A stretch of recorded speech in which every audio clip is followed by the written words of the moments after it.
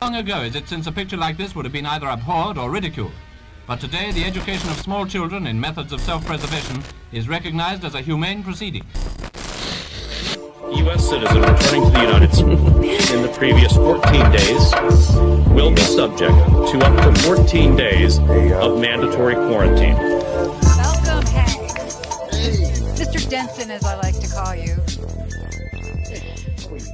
Now you're coming to us from Atlanta. We kind of established that already. Yes. But you're from here, aren't you? You're from Massachusetts. I am from Springfield, Massachusetts, born and raised. Wow. Springfield. Springfield Central Eagles, all that good stuff. Awesome. And you've done a lot of things.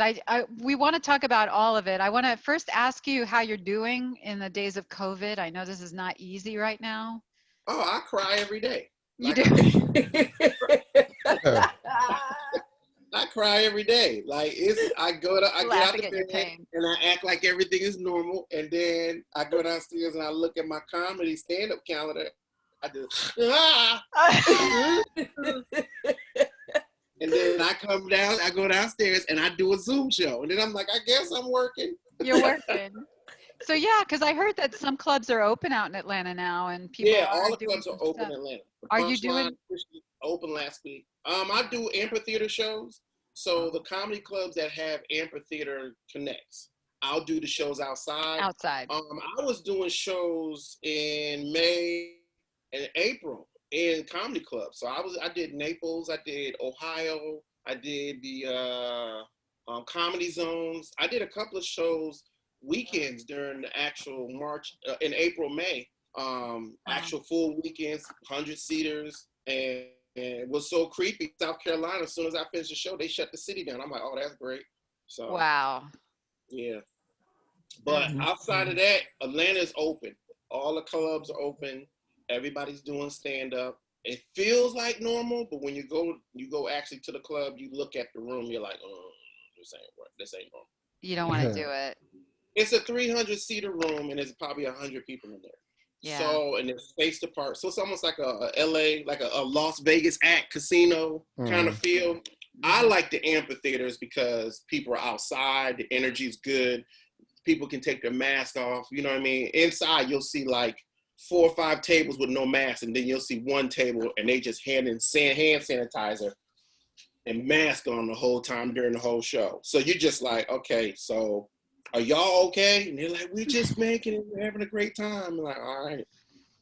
It's hard, right? When the masks are on, you can't see if they're laughing, really. I mean, if people laugh, though. I mean, the energy is still there. I would say this. If you love stand-up, the intimacy of doing a small room and small groups of people is a good energy. You get to really just hone in what I started doing. I wasn't starting doing 300, 400 theaters. I was doing 15 people, 25 people at the Peking Garden. Peking Garden. And if we would get 7 people in there and they would order the poop, whatever that big thing is with the pineapple, they would say, we pay you because we got enough people. I'm like, all right, good. That's where I met Hank at my first time doing comedy. He was in there ripping that place to short. Wow, your first time. Yeah.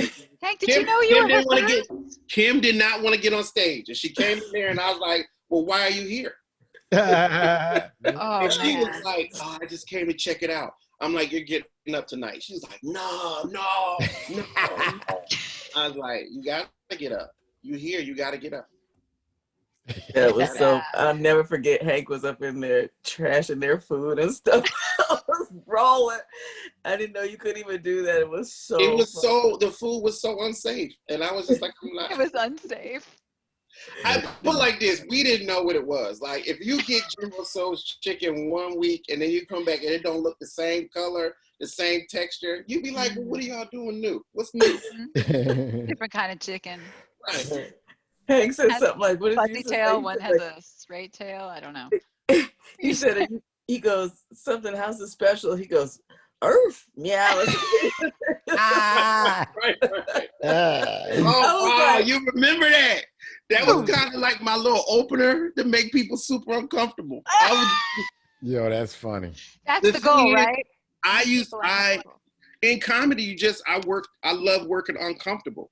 I don't want everybody to feel like they know what's going to happen. And when that happens, the show's boring. That was funny as fuck. But Hank, let me just say this about Hank. Not only is he really smart and funny, but his observational comedy and just off the cuff, hilarious. Now, where does that come from, Hank? Did you grow up with that? Is that a family thing? Yeah, it's a family. My mother sees everything. My father sees nothing in the room. My mother sees everything. My mother can walk in the room and be like, there she is over in the corner acting like she don't see us. I bet you there's 30 people in here. She over there with a blue dress on. That's the same dress that I had somebody do some stitching for her in the back, and then she don't see me. And then they got in here and look like, and she looking at the ceiling the whole time. They serving chicken in here. I know that's the same. I'm like, why? Where are you seeing all this? Oh my God. You know how your parents bring you into adult situations? Here come Mrs. Johnson. Don't say nothing to her. But I always teach her, Mary Candy, not today. Don't say nothing to her. Hey, girl. You could be right in front of her. I know. And my mother, she'd be like, hey, how you doing, little Hank? Awkward. My mother said, no, I didn't tell you that. I didn't tell you that. Now, did your mom say, like, my dad used to say things like in the front of a church at a wedding, he'd go, look at her, she got fat. Oh, my mother's cussing. What you talking about fat? My mother cuss in the church. I don't need this shit. Not today, That's I funny. was like, that don't go together. And you the senior vice president of the usher board. You ain't supposed to be yanking on people's kids.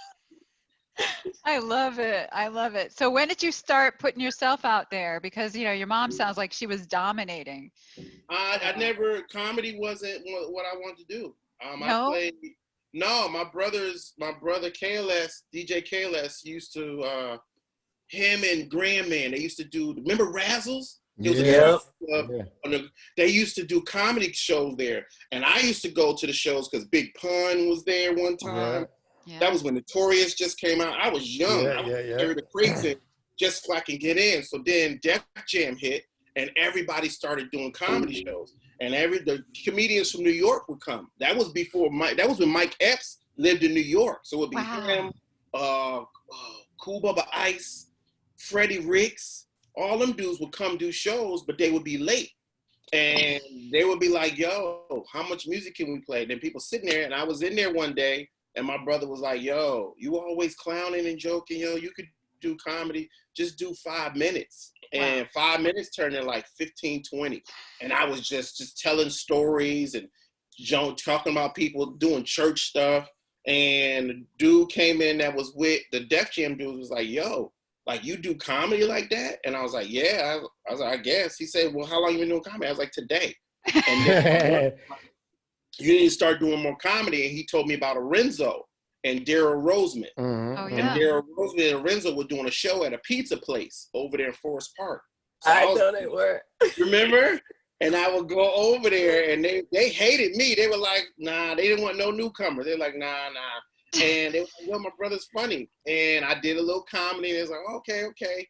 And then Arenzo was like, yo, you just need to do comedy. And I did more of the Def Jam shows, more of the shows with them. And then I was like, I got to get a name. And once they paid me once, somebody handed me some money. I was like, so what's this for? They were like, you get paid. I was like, what? Wow. Okay. And I was already working at Bay State Medical Center. So I was like, I could do comedy. And it just started to become a business for me more than anything. Mm-hmm. I was trying to find out what was my voice and what was I wanted to be uncomfortable. That was the thing. I was like, I wasn't scared of anything. I would watch cats on TV and I would be like, yo, Martin Lawrence, all of them. And I was like, Bill Bellamy. And I would be like, I would hone in on the dudes who looked like they had a mom and a dad. That was the thing. Kim know what I'm talking about. You go to a comedy talk about too much education. Your mom is this, your dad is this. They be like, hey, B, ain't nobody trying to hear about your family structure, yo. You'd be like, what you talking about? And that was my lane. I was going to be the dude that was more like Cosby and talk about family structure and that stuff than how much weed I smoked and how many girls I was trying to sleep with. Right, because you had started with pediatric orthopedics, right? Right. So I didn't start pediatric orthopedics. I moved here. I was doing surgical. I was a surgical assistant, and then I was doing surgical processing here. And I did orthopedic casting. I was an orthopedic. I started my clinicals for orthopedics here at Bay State Medical Center because it's connected to Holyoke Community College. Yep. So I did all my clinicals at Holyoke Community College. Bay State Medical was a learning facility. So I was like, hey, if I'm gonna be somewhere, I might as well get certified. And I wasn't even thinking about what that was. I was just like, yo, there's 80% women that work at the hospital, and I get to wear different colored scrubs and match my shoes, and it was good money. They had benefits, and I couldn't wait to tell my mother I had my own benefits. Right. So she was talking that shit. I was so happy. You know you want my dental. You know you want my medical. Then I was like, I got my own Blue Cross Blue Shield. It's just so funny to me that you were already in a medical field, yet you found the money in comedy. It's just like backwards, right? It didn't make sense, but then there is no second generation comedian. You know what I mean? When you see comedians, only person that has a generation of kids, a family that's doing comedy is Gerald Kelly. Gerald Kelly has, he has a series of kids. There is no, my dad was a comedian and he's going to tell me how the business works. There only is talent, no Harris. Only talent. That's talent. Right, and then you don't really get it. Like Chris Rock and all them, you may get it, but majority of the time it doesn't happen. So, honey, you close the door. I had to talk. My production assistant is. Your production assistant. So this is what's now an happening. My attorney? son is super lazy, and his homeschool is crazy. He's 13. And he didn't do his, okay, first of all, it's asinine to give a kid homework for PE. What is he going to do? Play softball with himself? Right. So what we're doing is, my brother's training him, and he's just lazy. And we got him running on the treadmill. So he started running on the treadmill downstairs. He got to do a mile today. Okay. But he won't pick up his feet. So it's like, it cannot make noise. Like he could not, but he's sloughing his feet, dragging his feet, running a mile. So we can hear it upstairs. Oh, that's so funny. Wow. So let's talk a little bit about school, because I know that you started this whole big movement for pay teachers more money. Can we talk about what happened? What was this? Okay, hold on. So hold on. Every time I talk about it, I always have a piece of it. I got my t-shirt too. You're a superhero. So here we go. Let's talk. Okay, so no, what happened was all I did was chaperone an aquarium trip. To be honest with you, I have never had an idea in my head that I was going to do anything for schools, teachers, anything like that. Like my wife would tell you, if something went on at the school, I would drop something off and I would leave. I'm not going in. I'm not volunteering. They were like, "Just donuts for dads," and I'm not doing none of that. And then it was a week. Here, let me unpack it all. You start. Go ahead. What happened was I got a gig doing Barbershop 3. Oh, and that's right. Off the gig of Barbershop 3, I had put in my mind, like, I didn't know what I was going to do. I went PRN at my PA job. When I went PRN, things started speeding up. The Punchline was a club that I worked in. I did 300 plus shows in that club working on my skills because I knew that I needed to have a non-demographical set. In this business, you need to be able to go in a room and do a set in front of anybody.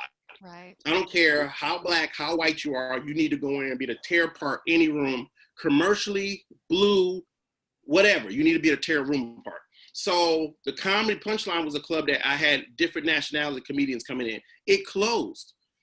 That was my home club. What do you do? So I started just auditioning for stuff. And I don't know how the universe works, just like this meeting, us having a Zoom right now.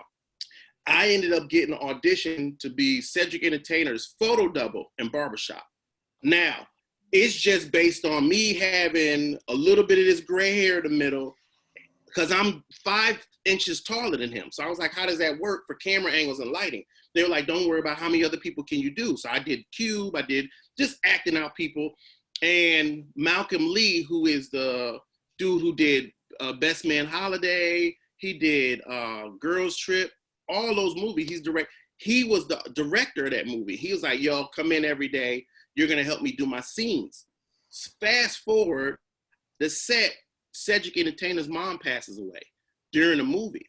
They found out that I can walk and move like him. They were like, yo, just dress up Hank like him, and he'll do the walks in the movie, and we'll just have Cedric voiceover when he walks in and out. So in the movie, me and Common are almost the same height, but you don't pay it no attention because you think that's Cedric, but it's really me. So I'm dancing. They just told me where to keep my head and where to move, or when I walk, what angles to walk at. And it was me the whole time, sitting in the chairs, all that stuff. That's so funny. When I was on set, I had created a thing called Joke Dealers. Remember, Tim, this was years ago that you saw Joke Dealers, and it was scanning and doing all that. I created a brand that I want to bring all the genres of comedy together. Because I was like, we don't talk, we don't do work together. And I was like, that is the problem. The industry will handle us any way they want to if we don't work together. Now, if I said I got a gig and I said I needed a black man with a small baby afro, I needed a black librarian lady, and I need a cosplay white lady, I would know y'all to call y'all.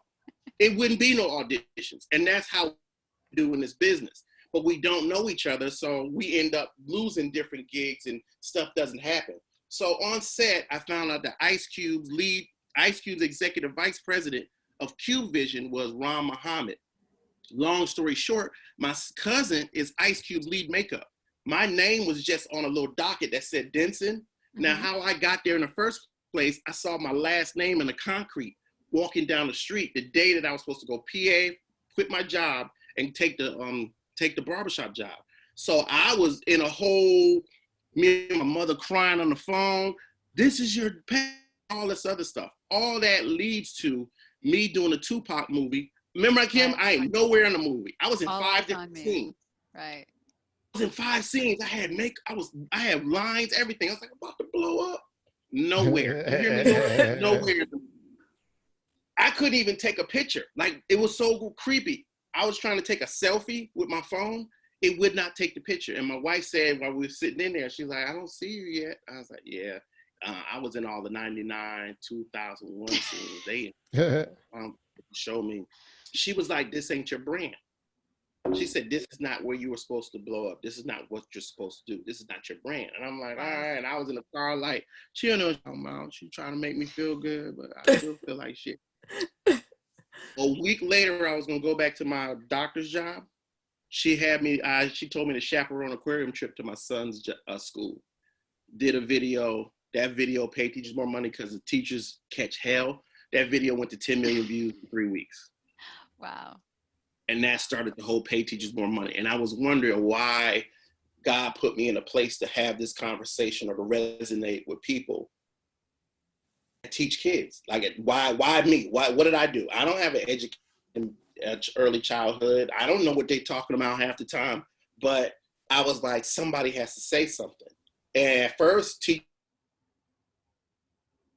were getting parried in. So teachers would come to the shows because I posted on Facebook. I was in the city, and it'd be 50 teachers. Wow. And they're like, we love you. And I was just like, so y'all come to the shows to see people that y'all see on Facebook?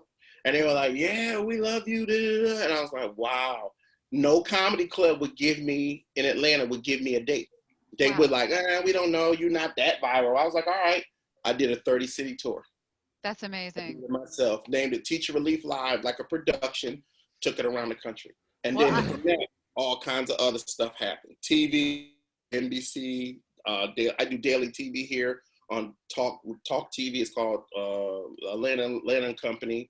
And it just keeps spiraling. Every time I try to unplug and try to figure out what my next step is, something to just come up and just show me like, this is what you're supposed to be doing. God just does it. Well, I have to say, I read so what made me laugh about this and thought that you were just being yourself was that after that day that you did the chaperoning, you said that you would buy any teacher a drink if they wanted a drink, if they were having a bad day, right? Yeah, if I know how to put it in the IV, if you any teacher that needs it, I get in their arm and put some Hennessy and Coke in it. Yeah, I got you. Because right now what they're going through is ridiculous. It makes no sense. It makes no sense. And me being a Black father, one, they don't believe we exist. They don't think that we care about our kids. They don't think our structural life is anywhere remotely the same as anybody else. And the fact that I show up, and my wife said the other day, she was like, do you have any like people who are just giving you hate? And I was like, no. She said, you know why? Because they don't see color when they see you. I was like, wow. She said, the teachers just see you as a supportive person and a father that supports them. And she said, that's the way the world should be. And I was like, yeah. So it's pretty dope. It's pretty dope. And I'm not going to put it down. It's going to be something that until I get Teacher Relief Live, does what it needs to do, pay teachers more money, is something that is household name. And it moved around the world fast. Like I get people from Nova Scotia, Quebec, Puerto Rico, all kinds of stuff that come in, Jamaica, Africa, England. Wow. They want me to come to the UK bad. And I'm like, well, y'all school, Switzerland, they want me to come bad and their schools are good. That's amazing. I mean, as a person, like I think all of us have people in our lives that are educators or people that work at university. I have my friend Erica Slocum. She's a RA at UMass right now, really struggling. That we just appreciate you so much because they are the unsung heroes. Nobody, not until the times of COVID did anybody realize what teachers have to do. Yes, man. It's like, it's ridiculous. It's like I watched the NBA playoffs. I'm like, why the teachers don't have a bubble? That don't make no sense. Right? I know. The teachers have a bubble. We got enough money to put teachers in a bubble and let them teach out of the bubble, but it's not important because this is my opinion. It's been my opinion is teachers are primarily, and the percentages are high, are female. And this country needs to understand that women make things move. Like if me and Tim was doing this interview, we would have been done already. The fact the fact that Kim and Laura in here, we have layers, we have texture, it has backdrop, it has. But if it was just me and Kim, we'd be like, yeah, that's good, dog. So what's next? So what you doing next, man? What you doing? Okay, good word. How much that cost? That's right. I gotta go in a minute, though. We really appreciate you. This is the Quarantine Call-In Show. It's the half point of the show, and so we welcome all of you and thank you for coming in and joining us tonight. If you have questions for Hank Denson, please post them on the Facebook page or join Zoom. We have a link. So, but yeah, you're just a hero. Thank you. Hank, do you remember that this club we used to do in Springfield? I want to say it was like near some waterfront. Was it the waterfront? The waterfront. The waterfront, yeah. Okay, so we would go in there, and I was still doing comedy, and I brought my Asian friend with me there. And Hank said to her, he goes, "Does your mama know you're here listening to black music?" Yo, it was Kim, let me tell you something. Kim was always there. Kim has been there at times. Kim would be like, yo, I just came to support, and I look at Kim like, I'm so glad you're here. Kim was like, and then now it's like, now I hear Kim tell me stories about comedy. If she say, yo, it was hood, I'll be like, word, oh, God. We'll be safe, because that was the thing. Like, I feel like some people, me and Kim came up at a time where Tribe Called Quest was good. Mm-hmm. And hip hop was happy and everything was good and positive. And we're there. That's where we still are. And it's so hard to kind of assimilate to what the world's doing when we still see the good and stuff.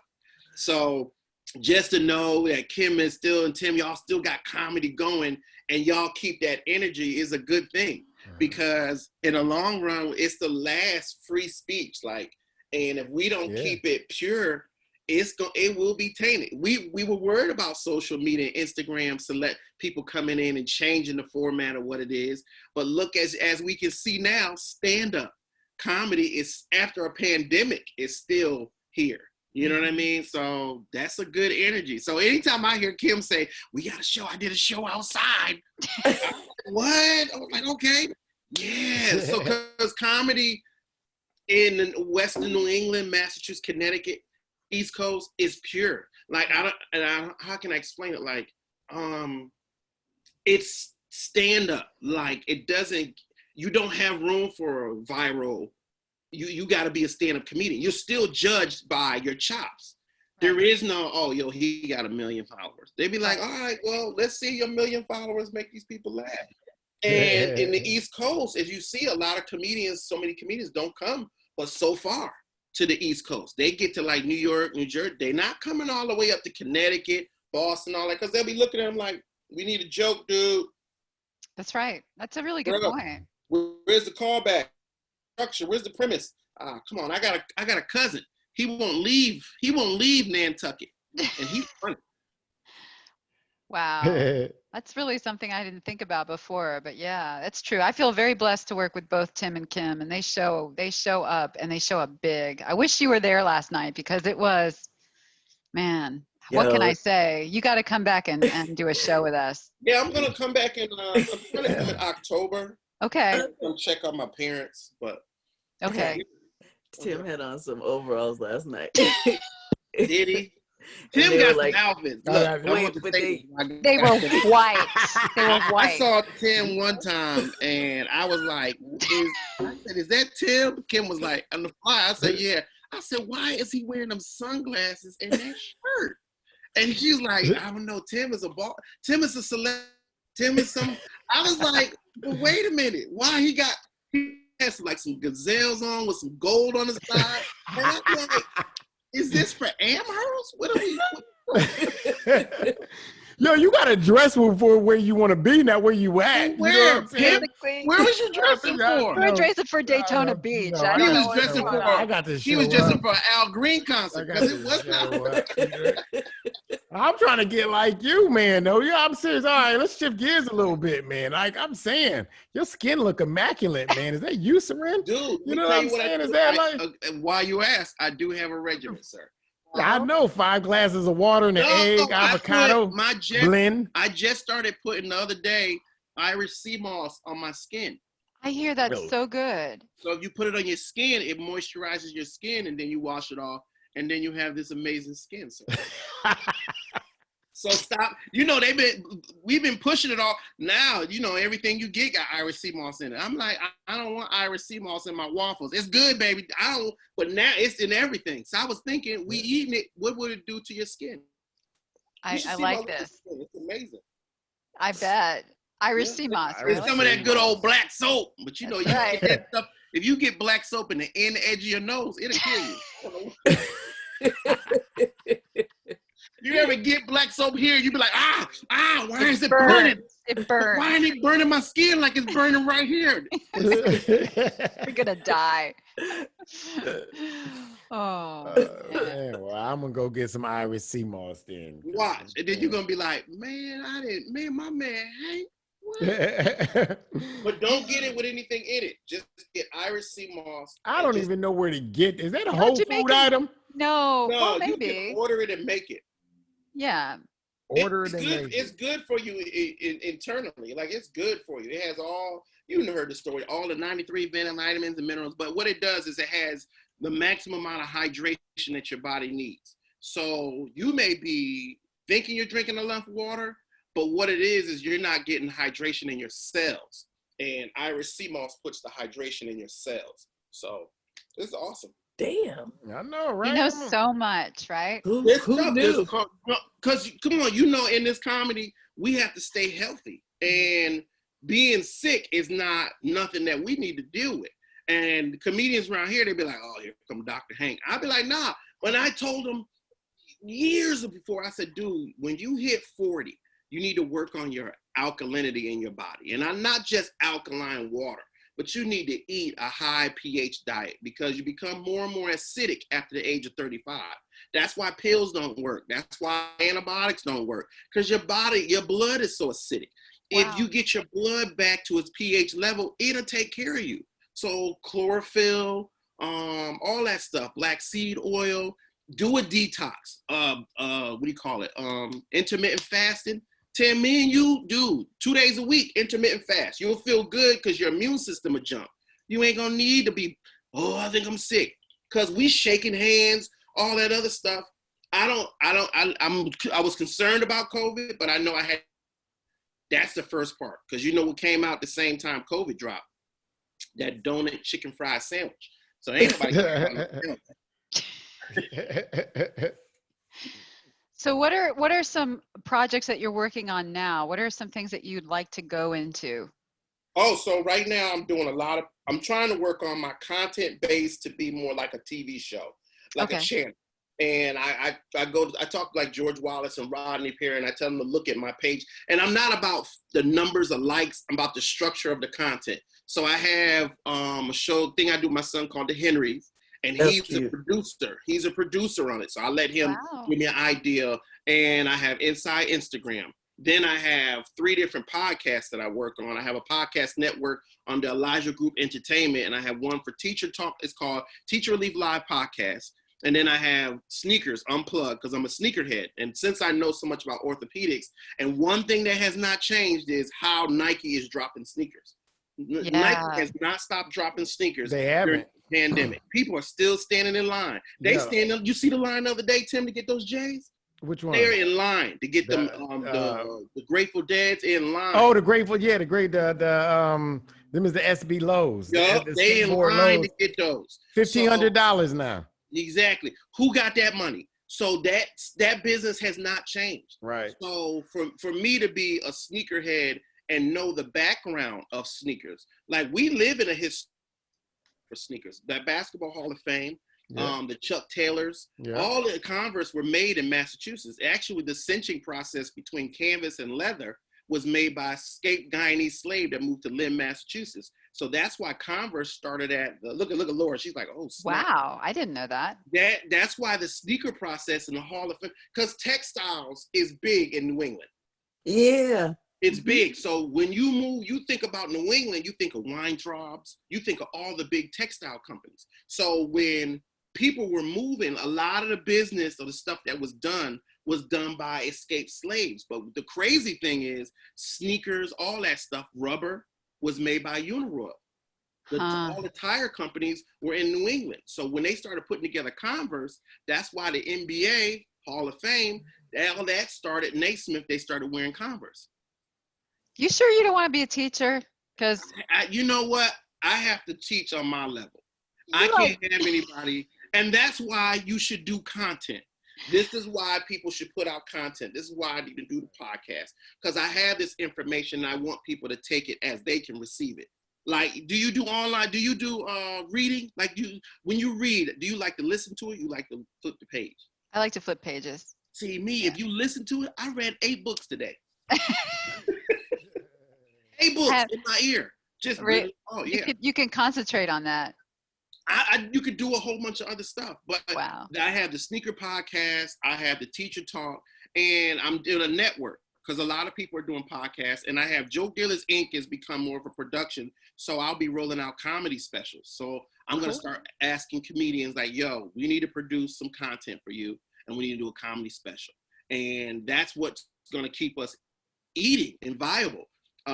If I come down, I'm like, hey, look, I got a place. We're going to link it up. We're going to get you recorded. We don't even need a lot of time. And if I already have a record label that's doing numbers, you're just signed to the record label, do a year, make some money, and then go ahead and do your thing. Because that's the process of how we're supposed to do it. If you get signed to a record label, put it like this, give me an artist that's hot. If Taylor Swift said, I'm doing comedy, which one of y'all gonna get on her label? Right. She don't even touch comedy. She don't do comedy, but she has numbers. She has numbers, yeah. So all we need to do is understand what numbers do. I don't understand why comedians that don't have millions of followers don't have record labels. Because it's like, dude, you have the same process. You'll sign somebody to your label. They'll go ahead and do the special. You'll have audio, video, and all the other stuff, and you're already pushing numbers. Why would you not do that? And so that's what I'm doing. Wow. And that's one of it. I mean, I could ask Kim. I call her every week with a different project. And then I even tell her about That's a Damn Deal. So I got a bunch of stuff I'm working on. That's really exciting. Yeah. I just want you to be able to hit Hank Denson comedy and it pull up. Oh, my show. I didn't know that was his show. That's what it should be like. I'm on the Byron Allen way. Yeah, I was great. Yeah, the Byron Allen of comedy. Yeah. Byron It's amazing what Byron Allen has done too. I mean, like you could still see him on TV at night. I'm like, wow, I didn't have any idea that he was still doing all that stuff. Comedy is going We to can't hear you, Tim. Oh, Tim went out. Comedy is going to get us in the door. It's Yeah. Stand-up is going to always walk us in the door. It's what you do when you walk in the door. So when you get in the door, I look around and see, okay, that's when my mother comes on. I'm like, oh, okay, they got this. Oh, they got money for that. For that. Who's paying him? That's ridiculous. That's a waste of money. I can do that. Oh, and take the room apart. Next thing you know, you talking to the person that has the deal or can give work to somebody else that you know that's in that pocket. Awesome. What a great way to think about this stuff. It keeps you pushing. It'll keep you, like, this pandemic has messed me up. Believe me, my wife will look at me every other day and be like, are you okay? And I'll be like, mm-mm. Oh, yeah. A lot of us aren't okay. Yeah, I know. And then a lot of passed away and all this, you know what I mean? So it's like, dude, you're here for a reason. So keep going. Yeah, that's inspiring. I wanted to ask you about your process of writing. I mean, I can already see you've talked about your mom and she sort of just observes everything and just kind of says what she's thinking. But so how did you come about writing your own stuff? My process has always been find the funny. Mm-hmm. If the story is being told, there's funny in it. And I got some of that from Louis Anderson back in the day. Louis Anderson told me when I was at the Comedy Connection, Faneuil Hall, I had, I think it was like my 4th time in there, and I did a show with Jamie Foxx, Louis Anderson, Pauly Shore, and Tommy Davidson. I had one comedy competition, and Big Bill, that his daughter runs what's the theater there in Boston now? The Beacon? The Beacon. No. She runs the theater. She books everything.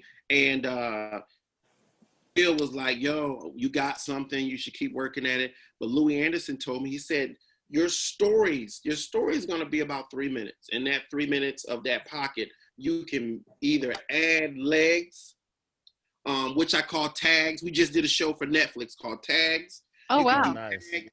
You can do tags, or you can work on basically the callbacks being more, you know what I mean? But the tag is the meat and the seasoning of the joke. The premise is a story that's relatable to it. So I write it just like a structure. Like I write tags for George Wallace. He'll call me, he'll give me a joke, and I'll write up 5. And each joke should have at least 10 tags, because you're only going to remember 3.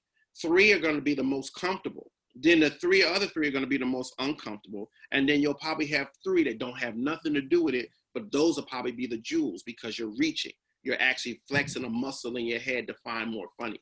When you're a comedian, you can easily find the funny. I try to make it the most relatable. My relatability I try to keep it as high as I can, because you work so hard to translate from city to city.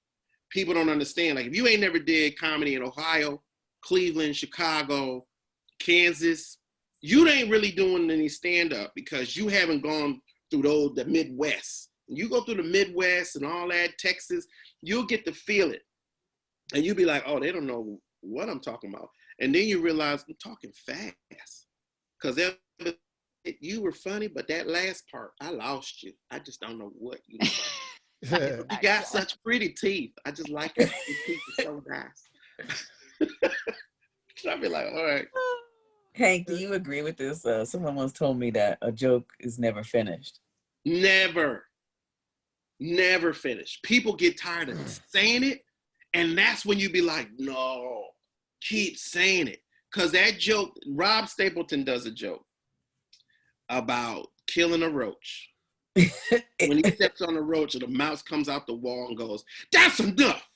And that joke, to me, it has more he can do, but every time he does it, and that joke is a good 15 years old. Yeah. Wow. So it's never done. And the thing is, one thing that we don't have a cash out on age for comedy.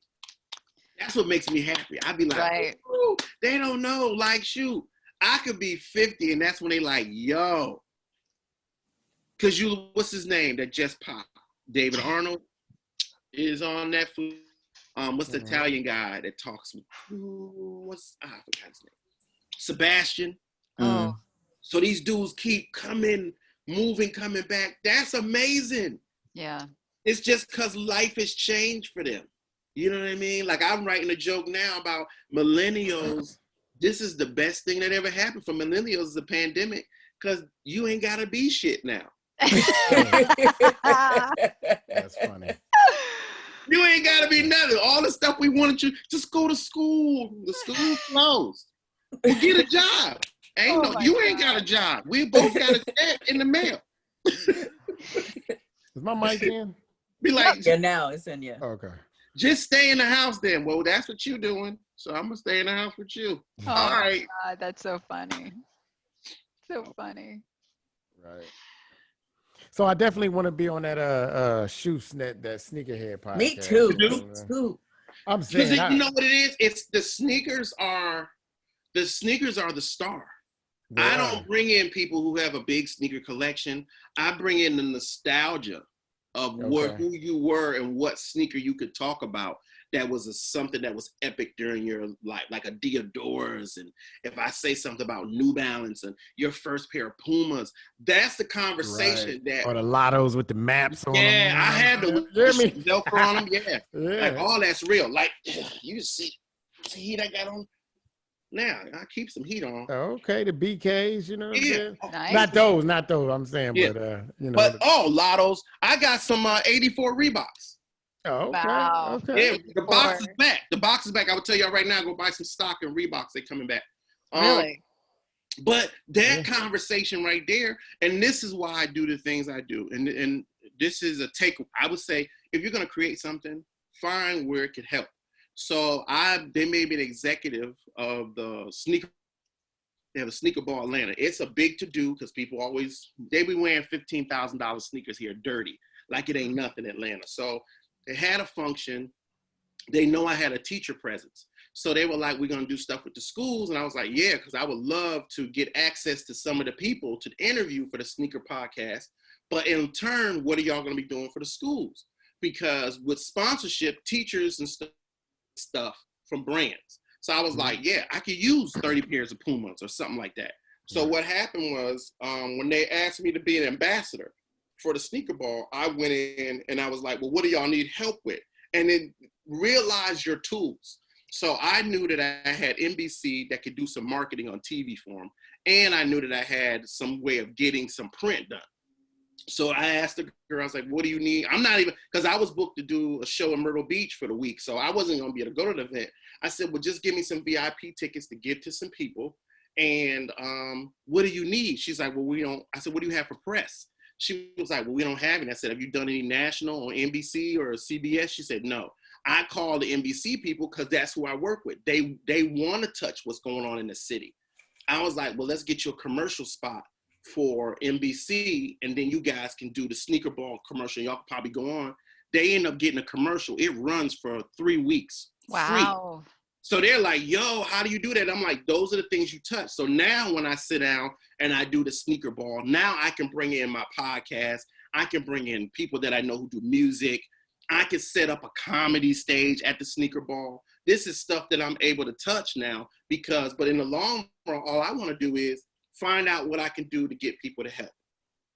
So if there's somebody there that's like, oh, I love to pay teachers more money. Well, we're trying to do these suites for teachers where they could get spa days or get like spa retreats during school. So if the teacher is at school and they have 30 minutes, they can go into the spa place, get a massage, have a cup of tea in this area, and then sit down, talk out some of their problems, and go back to class. That's great. Right, and that's just something small. I don't like to, everybody's like, oh, I want to do something for the kids. Kids are always getting something. But nobody, and the thing is, you think about it, if you take care of mom, this is what I know as a husband, you take care of the mom, she's going to take care of the kids. Mm-hmm. So if you go take care of the teachers, it's going to trickle down. If we're not taking care of the teachers, then they don't give a damn about the kids. Yeah. And then the kids are at home where they may not be giving. So half the time the teachers are doing what they need to do because they love the kids. So they'll put their lives in danger just to hug these kids or see if they're okay. So that was one of the things that if you're doing anything, even with this, this podcast that you're doing, find a why. Find a why we're doing it and why we can use this to help somebody.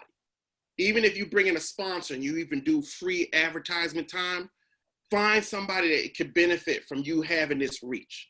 Because I promise you, it's going to turn into something that's going to benefit you. Like Tim, you do the fundraiser. You're a member of the.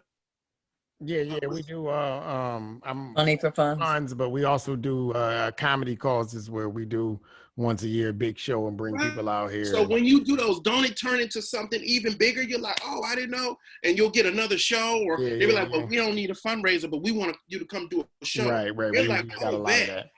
That's right there. Dig deeper into that why, because when you dig deeper into that why and not make it about more of a money or a commercial like we doing our thing, your voice will spread even bigger. Like the Pay Teachers More Money, dog. It's all over the world. Yeah. But I didn't do it to be like, oh, I'm about to blow up. I did it because somebody needed to say something. And it's not like it's new. It's not Pay Teachers More Money is not something that has been said over the centuries. It's something that people are repeating now. So now when they say it, or like I think Will Ferrell had a Pay Teachers More shirt on, my inbox went hot. They were like, awesome. Oh my God, yo, you should send him a shirt. I'm like, no, I'm just happy he said it. I'm just happy he's wearing it. They said because America gets amnesia quick. Yeah. They love you as long as you're doing what you're supposed to do, or you're doing for free or whatever. But then you stop doing it, they be like, Yeah. Yeah. Very inspiring. Like, do the right thing always, and make it the why. I think that's so true. And I think, that's like whatever you plant grows, and of course the blessings will come back. And you're just an illustration of that. You have to find in these times, if you find a why every day, it's definitely going to give you more. It's going to get you off your seat. My little therapist told me, he was like, we're working in this energy now where it's your brain versus your mind. And your brain is going to tell you to do that, everything's falling apart. You got to do this. But your mind, that's why they say it's mind over body. They don't say brain over your body. Your brain will tell you to go eat a cheesecake, smoke some Coke. Your brain will tell you to do all that.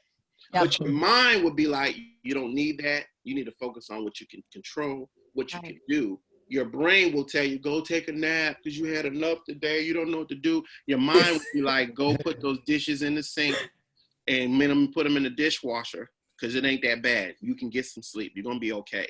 So we have to really pay attention and get that inner peace. Inner peace is the new success. And always find a why to go after every day. If you don't have a why, you could go to a job, get money. If you don't have a why you going to that job is just a job. That's right. So. Wow. All right. Well, I'm not going to take that nap I had planned to take. Oh, I knew. Oh, you already in the bed. What are we talking about? She like this. She keep adjusting the camera so she can bring it down lower to the bed. She's like, oh, let me. Hey, shut the hell up. I'm like, look, why don't you just take the camera and hold tired. it like this? So you got up early. Because my arm will get tired. That's right. Start shaking. Shut up, hey. When you came in, I was like, why is she laying in the bed? I ain't want to say nothing. Because once we saw we was going live on Facebook, I was like, I don't want to blow my girl's spot. It's Sunday night. It's Sunday She's night. like, I'm going to take a nap. Yeah. She Kim, don't let Kim fool you. Kim gets her sleep. Hello, son. Kim ain't up. Yeah. Yeah. I just What's going on? Is he on the phone? Tim, you're on the phone. I informed to tell you I quit. Tim. That's right, Tim. That's right. That's right, Tim. It was a bit we didn't pick up. Quit your job. No, I knew he was joking. Tim is too professional for this, man. Tim would have got on a phone call. We were like, oh shit. Just another day for us. Tim ain't quit no job. You can't get to the supervisor that fast. You got to go through people to get through the supervisor. That's what like, hey, is Chuck in today? Yeah. Yeah. Let me page him, see if he can get you. Right. What's going on, Tim? Tim, you working tomorrow? Yeah, let me talk. I want to talk about my shift tomorrow. In the middle of my show. Right. And then somebody come on, hey Tim, what's going on, man? How you doing? Who it is? This Daryl. And they be like, I'm trying to talk to the supervisor. He around? Yeah, I just saw him walk by me. Yo, what you gonna do? Oh, you give me the kid? Can I have your locker? Oh my God. Give me your Tim was locker a different key. kind of boss, though, man. I've been trying to quit for years. He won't let me. Tim won't let you quit. He calls So you up and he evil. goes, yo, I really need your help. I really need your help. Yeah, tonight. I'm gonna need. Yeah, I'm going to need you. you Yeah. done. You quit long enough. It's time to get back. Hey, to right. Tim, you quit. I ain't quit. See, but that's the thing. If you let Kim quit, she's gonna be right there on that pillow. You know, Yeah. right there. Wasting away, Don't let Kim. not living out her why. I'm just Yeah. so tired. I'm so tired. Don't let Kim fool you. Kim wanna be a part of these processes. I know. Kim wanna be a part of it. You just gotta be like, Kim, I don't know what we're gonna do. If you call her with a crisis, I don't know what we're gonna do. She gonna No, that's the wrong thing to ever do. Don't get that. Don't ever call Kim with a crisis, because you know what she gonna do? She gonna just tell you all your options. That's what she gonna do. Ain't never a solution. She just gonna tell you all the options. She gonna tell you the exact situation is it going on. Like, but the house is burning. We gonna, you know what I'm saying? We could leave, you know. I mean, maybe we should just let it burn then. Y'all giving me a headache, so just So hang Kim is up. the cause and effect. She's like, as long as I don't gotta go down there. Right. Man, maybe it's time that you let it burn.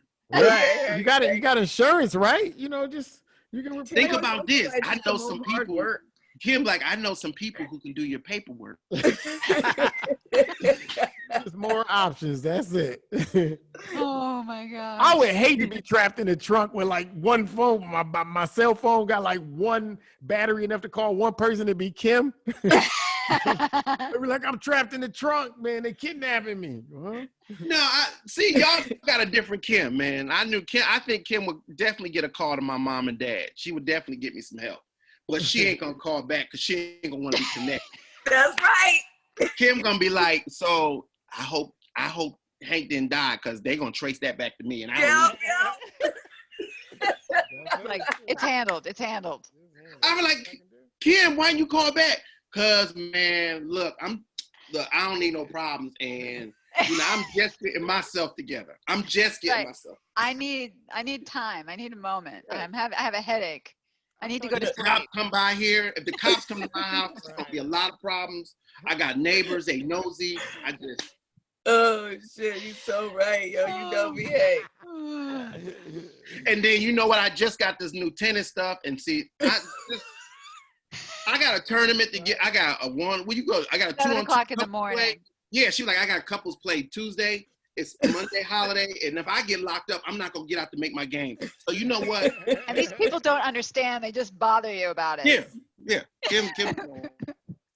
This is Kim. Kim will pull a shoot and sell the safety fast. Oh. That is her. That You know what? She's always there, though. She's always there. When you need her, she's there. Thanks, Kim Lord. Shields. She is there. That's what I'm saying. That's the motto. She is there. I'll show up for sure. She will. She does. Just tell me With when extra to be there, man. masks Just tell me and a when to drink be there. flap. Yes. That's Kim right Well, there. Mr. Hank Denson, it's just been an honor and a pleasure to have you tonight. You've given us all so much to think about. Now we're just going to have to rework everything. I think we need to figure out the whys again. No, you guys are good because it's like you got me on here. Energy is good. Life is good. We're able to do this. We're all living. Amen. We're able to laugh and joke about what we're doing, and we have this. Like, when did we ever think we were going to do Zoom and do? We got a show. Look, we got a show. We got a We got show. Right. This. And we didn't even have to leave our house. You didn't have to leave your house. That's right. So dope. I definitely know. just gotta know before we get off. I mean, what was that? What was that you had earlier? Was that like a Gillette disposable razor? One of them that you had in the package? It was like a little box you had. Oh, it's my yo, you nosy, bro. As fuck, right? It's a Zoom. This is the microphone that I use for interviews. Oh, okay, all right. So I have a Zoom board, and I plug it in. And it can do recording, sound, and it's small. Yeah. You might need that, Tim, actually, because your volume's Oh, going Tim up. got it. Tim ordered. He got Alexa that's right there, and he'll be like, "Alexa, order what Hank just got." That's right. That's My right. mic is low today. Yeah. It's very low right now. Oh, It went out and then went low. That's all right. He got another mic coming. yeah. Well, it has been, that's right. It's been a blessing. We thank you so much. We hope you come around when you get here in October and visit, Yes. maybe do a show. Thank you so much, everyone who joined us tonight. Thank you to Tim. Thank you to Kim. It's been a busy weekend, and this is it. We get to crown it with this. So, Mad love, Hank. yes, Appreciate it, man. Appreciate it. I didn't Thank know you. I was the coup de grace of the weekend. You are. You're the crowning glory. Now we just all gonna sleep. But thank you, everybody. It's the Quarantine Call-In Show. We're on every Sunday night at 6 p.m. Eastern Standard Time or Daylight Saving, whatever it is. And next week we have the very special one and only Latisse Mitchell. Thank you, Yeah. everybody. Good night. Thank you. Take care. Any U.S. citizen returning to the United States will be subject to up to 14 days of mandatory quarantine. Okay.